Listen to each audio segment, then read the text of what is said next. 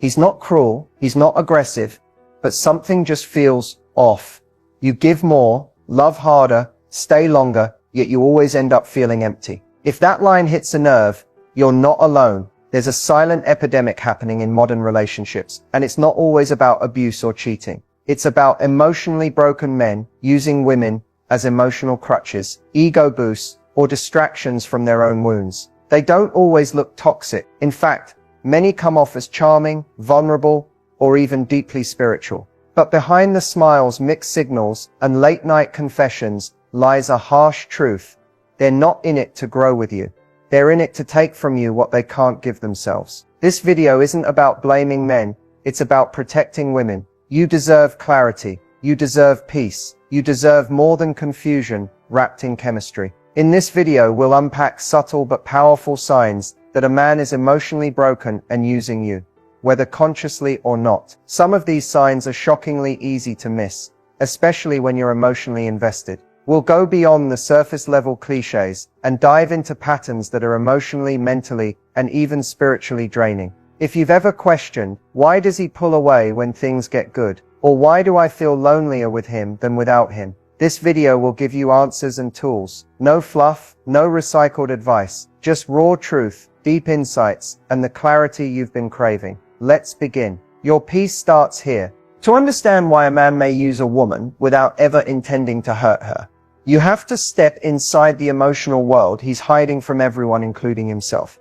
An emotionally broken man often carries unhealed wounds: betrayal, abandonment, failure, shame. These aren't just bad memories, they shape his identity. Deep down, he believes he's unworthy of love, incapable of stability, or simply doomed to fail at anything that feels real or lasting. So what does he do?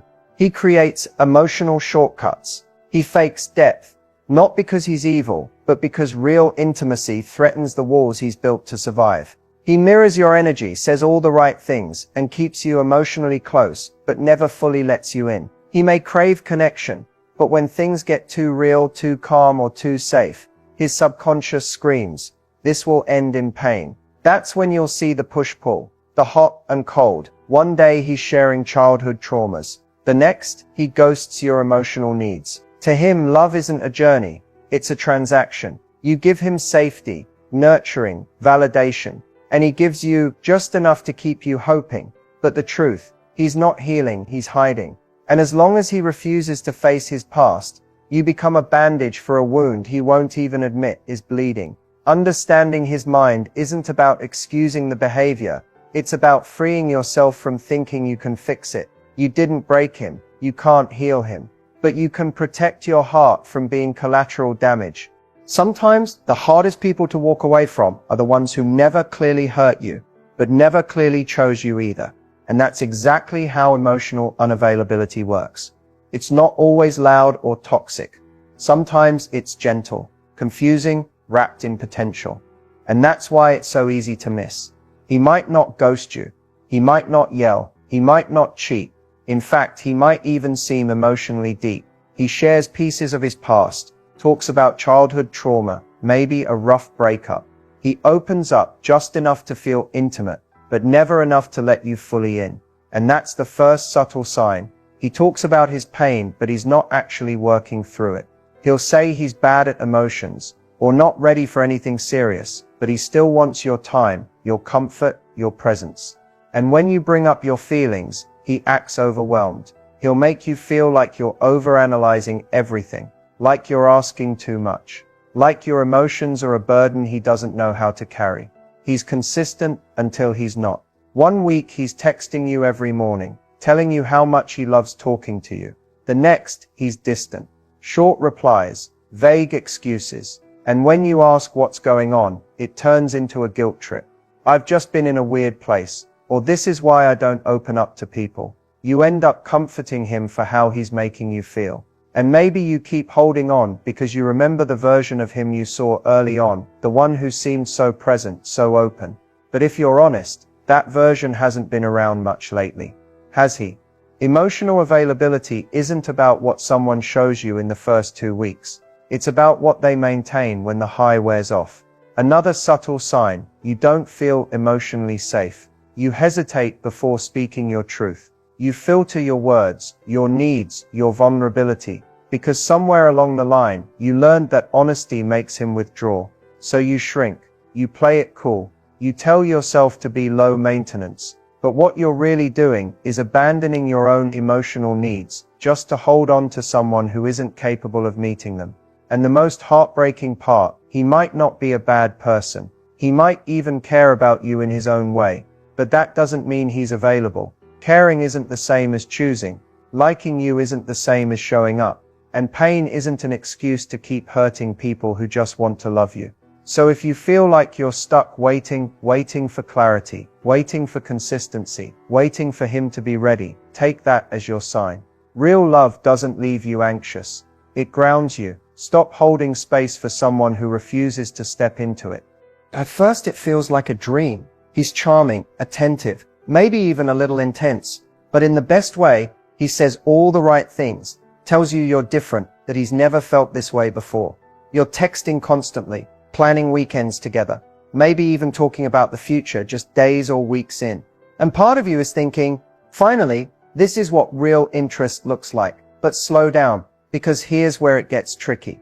There's a fine line between genuine interest and something called love bombing. And if you've ever fallen for someone emotionally unavailable or toxic, you've probably experienced it without realizing. Love bombing feels amazing at first. That's what makes it so dangerous. It's not just affection. It's intensity. It's being flooded with praise, constant attention, deep confessions, and fast-forwarded feelings. It's "I've never felt this way so quickly" on the second date. It's "Where have you been all my life?" before he even knows your middle name. It feels like fate, but it's actually control disguised as passion. Genuine interest, on the other hand, builds. It grows with time, curiosity, consistency. A man who's genuinely interested won't just pour words on you. He'll make space for your emotions, show up consistently, and respect your pace. He won't try to rush your trust. He'll earn it. With love bombing, it's like he's creating a fantasy version of love that's too perfect, too soon. He mirrors your values, likes what you like, says he wants the same things, but you start to notice small cracks. When you ask deeper questions or express your needs, suddenly he changes. The warmth fades, the compliments turn cold,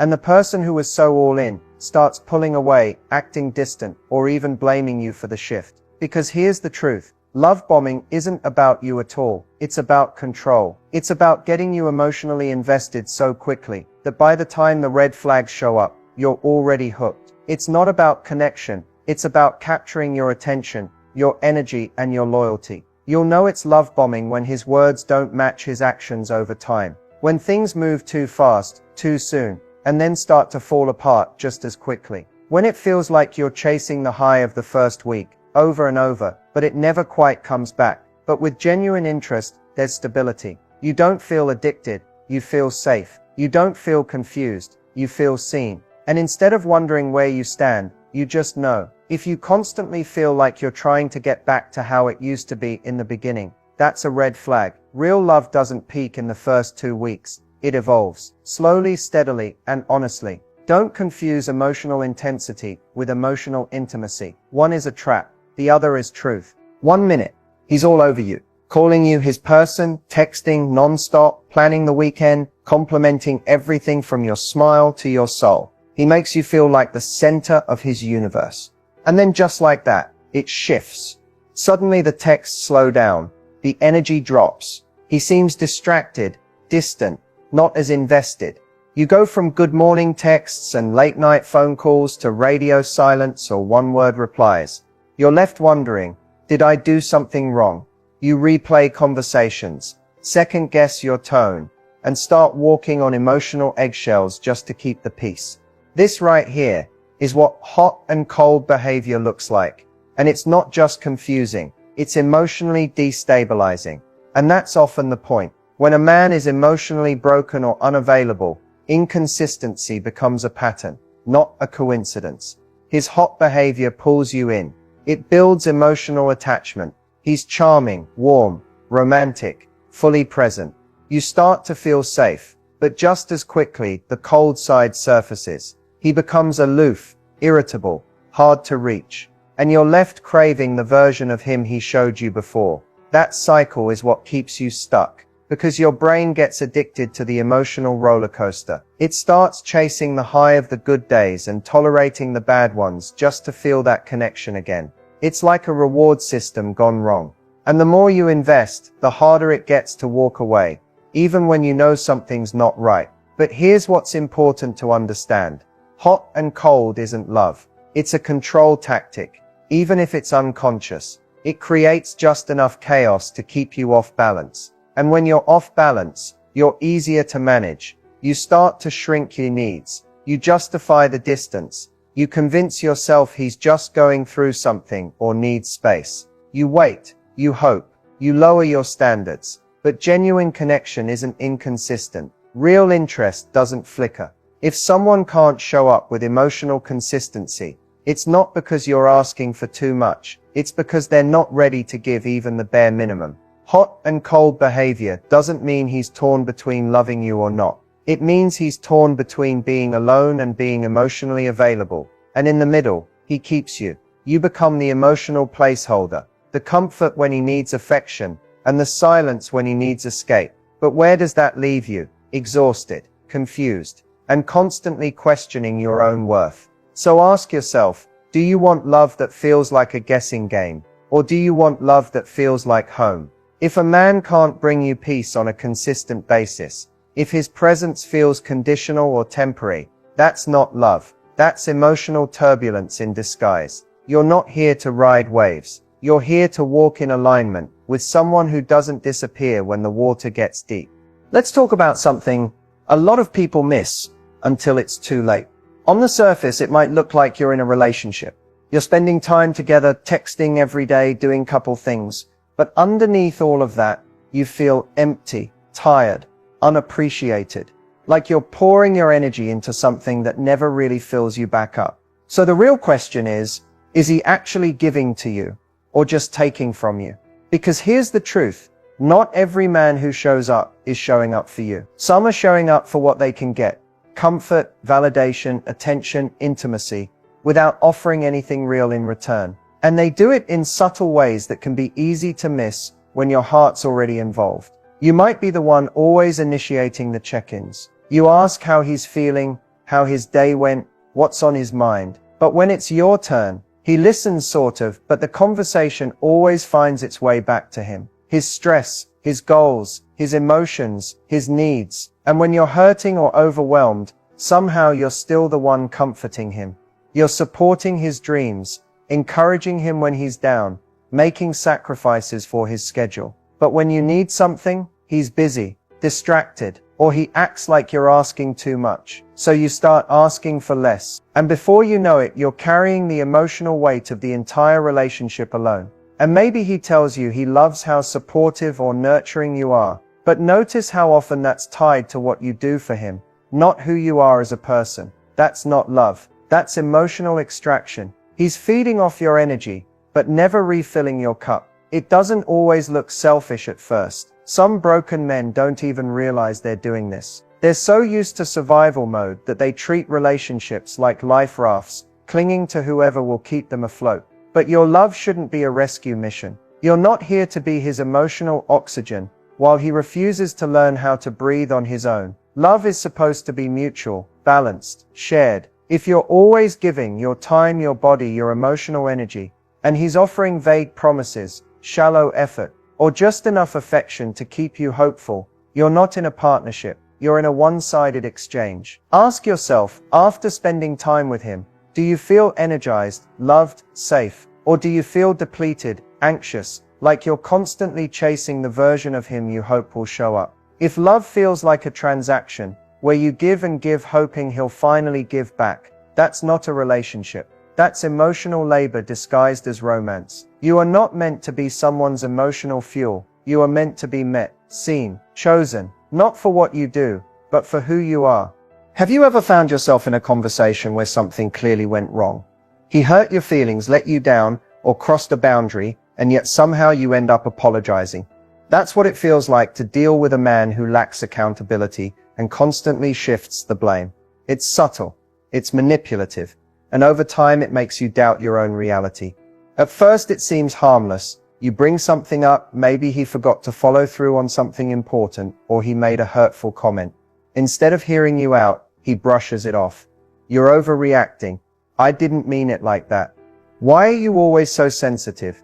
Suddenly, it's not about what he did, it's about how you responded. This is emotional deflection at its finest. The more you speak your truth, the more he twists it to make you question yourself.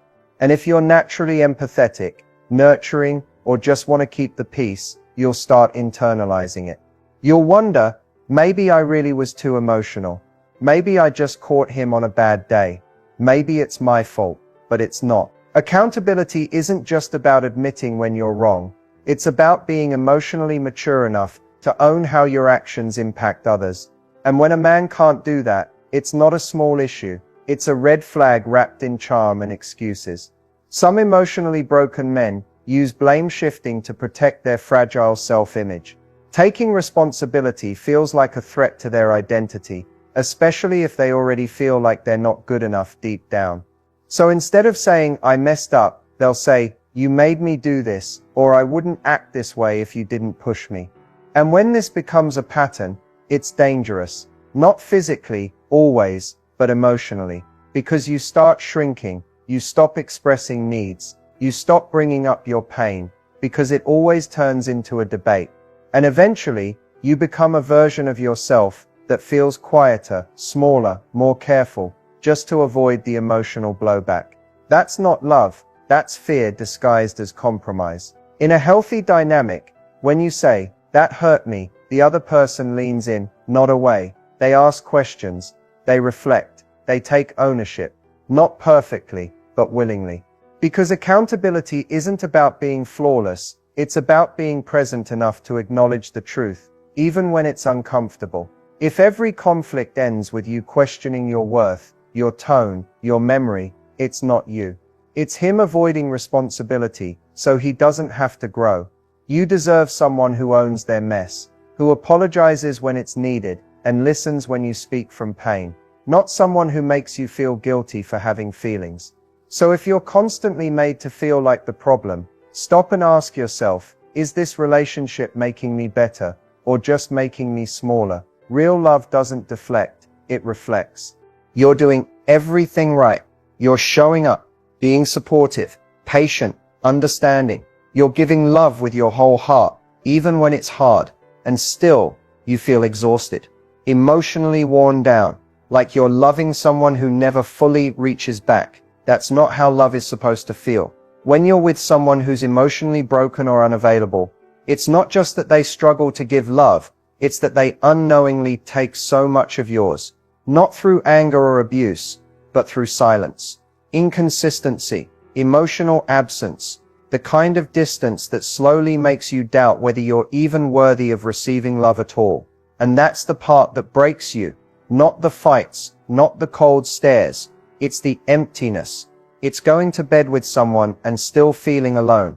It's being the only one checking in, only one fixing things, only one keeping the emotional glue of the relationship intact. You're not asking for grand gestures. You just want to feel like you're not the only one trying. Over time, that imbalance chips away at your spirit.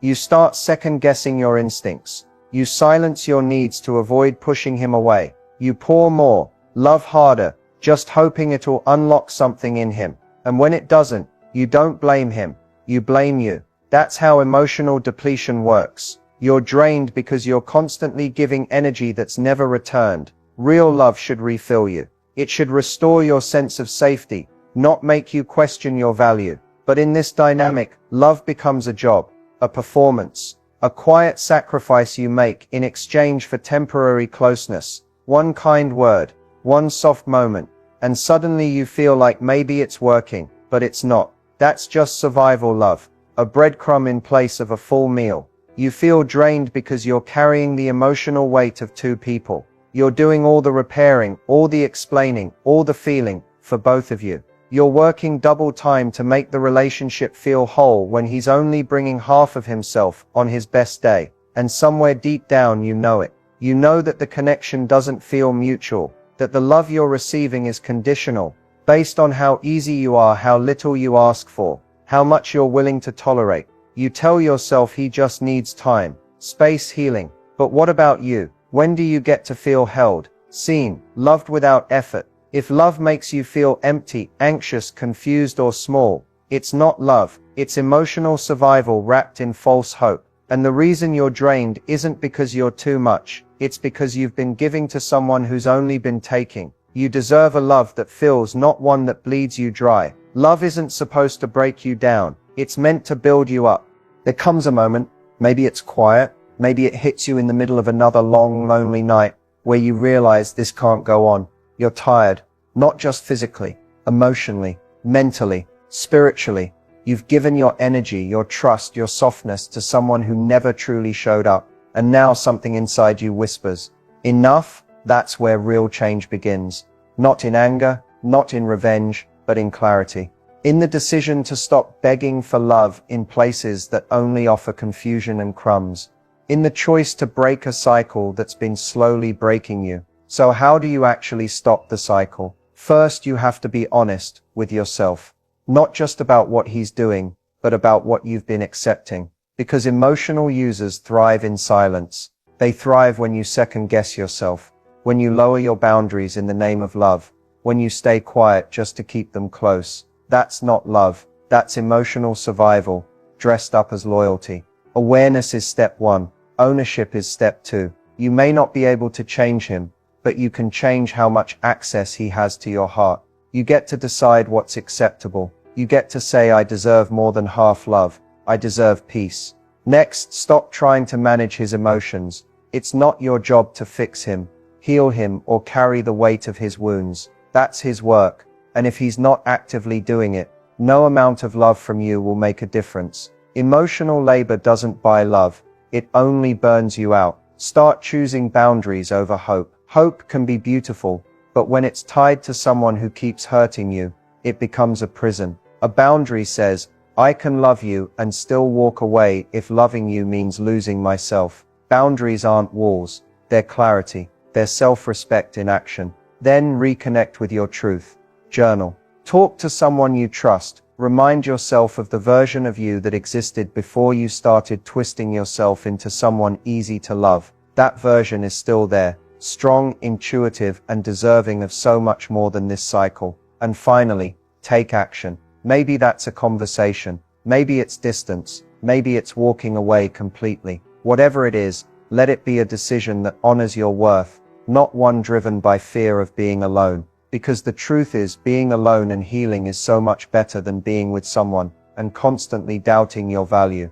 You are not too emotional. You are not too sensitive. You are not too much. You've just been giving your light to someone who never planned to protect it. But now it's your turn to protect you. The cycle ends the moment you say, I choose me.